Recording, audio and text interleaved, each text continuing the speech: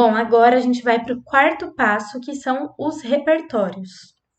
Gente, o repertório é tudo aquilo que você sabe sobre o mundo. Então, ai, nossa, eu estava ouvindo uma música muito legal do Caetano. Pode servir como repertório. Ai, nossa, eu vi um filme super legal. Pode servir como repertório.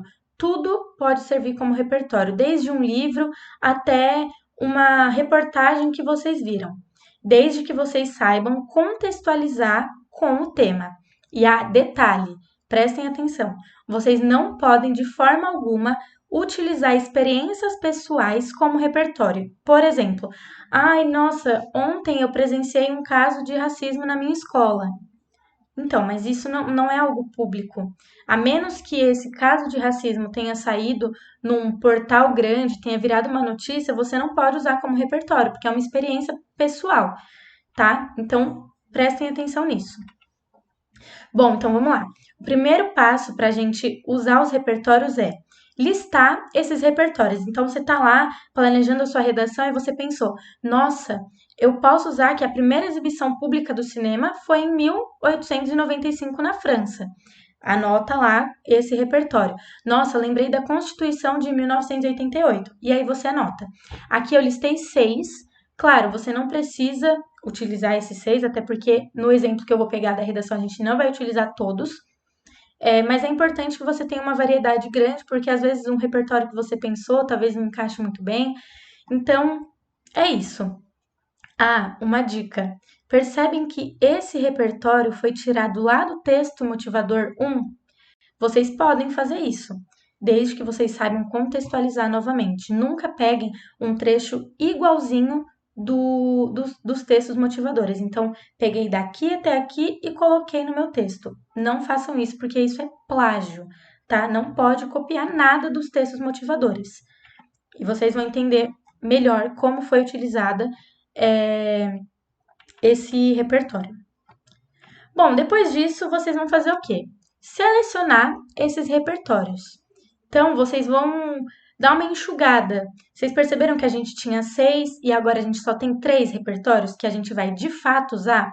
Porque depois que você percebeu qual é a sua tese, quais são os argumentos que você vai usar, você percebe qual é o repertório que se encaixa com cada coisa.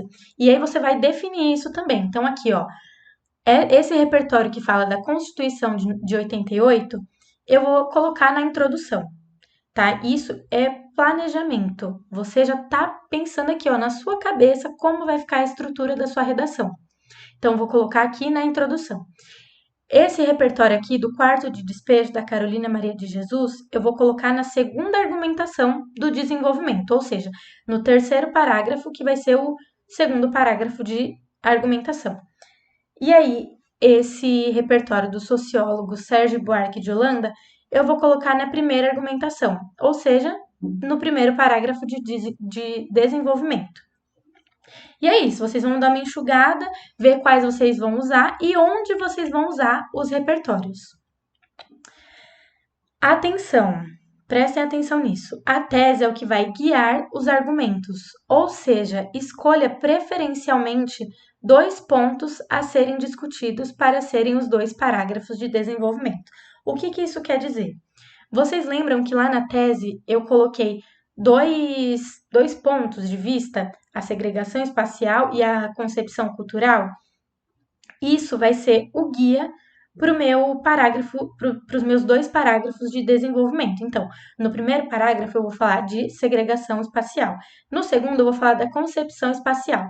Claro, vocês podem escolher um ponto de vista e defender nos 2 parágrafos de argumento esse mesmo ponto de vista? Claro, mas a gente recomenda que vocês escolham 2, porque assim vai mostrar mais variedade. Talvez o texto, provavelmente o seu texto não vai ficar tão cansativo de falar do mesmo ponto de vista, tá? Então, se atentem a isso. Bom, e agora a gente chegou aqui na conclusão. A conclusão a gente vai ter uma aula específica para ela, assim como uma aula específica para a introdução, para o primeiro parágrafo de desenvolvimento e para o segundo, mas eu vou passar meio por cima porque ela faz parte do planejamento da redação. Então vocês percebem que tudo que a gente vai colocar na nossa redação tem que ser previamente pensado, porque senão vai ficar desorganizado e não é isso que a competência 3 espera da gente, certo? Então vamos lá. Você vai fazer o quê? Você vai fazer o seguinte na sua conclusão: planejar quais serão as soluções para os problemas apresentados, não esquecendo de definir previamente os agentes e a forma como a resolução deve ser feita. A gente ainda hoje vai analisar uma redação nota 1000 e aí eu vou mostrar para vocês que aquela aluna teve um planejamento da sua conclusão, certo? Então, ó, quais serão as soluções para os problemas apresentados? Lembra que a gente apresentou dois problemas, a segregação espacial e a concepção cultural? Agora a gente vai pensar na solução para esses dois problemas. Não adianta só a gente, vou solucionar só o primeiro. O corretor vai olhar e falar, tá bom, mas e o segundo? Você me deu um problema, não me deu a solução? Então, vocês têm que pensar, a solução do primeiro vai ser tal e a do segundo vai ser tal. Anota ali rapidinho no rascunho para vocês terem isso em mente. Bom, e agora, depois de planejada a nossa redação, depois da estrutura já estar ali certinha na nossa cabeça, na nossa imaginação, a gente vai analisar uma redação nota 1000 para ver como isso foi colocado em prática. Então vamos lá, vamos ler a introdução da Ana Clara Socha. Acho que é assim que fala o nome dela. A introdução dela diz o seguinte: embora a Constituição Federal de 1988 assegure o acesso à cultura como direito de todos os cidadãos, percebe-se que, na atual realidade brasileira, não há o cumprimento dessa garantia, principalmente no que se diz respeito ao cinema. Então, aqui ela introduziu o primeiro repertório dela, falou do problema, ó, na atual realidade brasileira, não há o cumprimento dessa garantia. Qual que é a garantia? A Constituição, principalmente no que se diz respeito ao cinema. Então, ela já introduziu sobre o que ela vai falar, o tema. E aí, ó, prestem atenção nessa frase-chave. Essa frase-chave é a tese dela. Vamos ler a tese dela. Isso acontece devido à concentração de salas de cinema nos grandes centros urbanos e à condição cultural de que a arte é direcionada aos mais favorecidos economicamente. Pronto. Ela deu aqui, ó, o primeiro ponto de vista dela, centros urbanos, e o segundo ponto de vista dela. Isso aqui, ó, vai ser o primeiro parágrafo de argumentação dela e isso aqui vai ser o segundo. Perfeito, ela anotou isso antes. Ela pensou nisso antes, ela não foi simplesmente escrevendo. E aí agora a gente vai para o desenvolvimento, a gente vai para o primeiro parágrafo de argumentação. Então vamos lá. É relevante abordar, primeiramente, que as cidades brasileiras foram construídas sob um viés elitista e segregacionista, de modo que os centros culturais estão, em sua maioria, restritos ao espaço ocupado pelos detentores do poder econômico. Essa dinâmica não foi feita diferente com a chegada do cinema, já que apenas 17% da população do país frequenta os centros culturais em questão. Nesse sentido, observa-se que a segregação social, evidenciada como uma característica da sociedade brasileira por Sérgio Buarque de Holanda no livro Raízes do Brasil, se faz presente até os dias atuais, por privar a população das periferias do acesso à cultura e ao lazer que são proporcionados pelo cinema. Gente, perfeito! Não é à toa que ela tirou nota 1000. Aqui, ó, ela introduz o primeiro ponto de vista dela, que as cidades brasileiras foram construídas sob um viés elitista e segregacionista. O que isso quer dizer? Ela está falando do quarto texto motivador, da urbanização acelerada, e aí acabou separando isso da parte mais rica e da parte mais pobre, onde a parte mais pobre não tem acesso onde aos cinemas que estão localizados na parte mais rica. Então aqui ela já introduziu, já explicou o ponto de vista dela, que é a tese dela que ela já colocou na introdução. Ó, reparem, 17% da população do país frequenta os centros culturais. Isso aqui é um dado do terceiro texto motivador. Vocês percebem que, se bem contextualizado, ele pode ser utilizado? Aí aqui ela fala da segregação e aqui, ó, ela usa o segundo repertório dela, que ela previamente pensou lá no planejamento da redação dela, que ela utilizaria na primeira argumentação, certo? Então vamos lá, desenvolvimento, segunda argumentação. Esse seria o terceiro parágrafo. Então, introdução, primeira argumentação, segunda argumentação. Paralelo a isso, vale também ressaltar que a concepção cultural de que a arte não abrange a população de baixa renda é um fator limitante para que haja democratização plena da cultura e, portanto, do cinema. Isso é retratado no livro Quarto de Despejo de Carolina Maria de Jesus, o qual ilustra o triste cotidiano que uma família em condição de miserabilidade vive e, assim, mostra como o acesso a centros culturais é uma perspectiva distante de sua realidade, não necessariamente pela distância física, mas pela ideia de pertencimento a esses espaços. O que ela está querendo dizer aqui? Ela coloca o terceiro repertório dela, que ela colocou, que ela pensou que ela iria colocar aqui, e fala que ele ilustra o cotidiano de uma família que vive em miserabilidade e tal, e mostra que o centro cultural é uma perspectiva distante. Ou seja, lembra que eu disse para vocês que ir a cinema não é prioridade para quem precisa comer? Pois é, triste realidade. Mas é o que acontece no nosso país. Por isso é importante vocês ficarem atentos aos problemas sociais do mundo. E aí ela fala aqui, explica o ponto de vista dela pela ideia de pertencimento a esses espaços.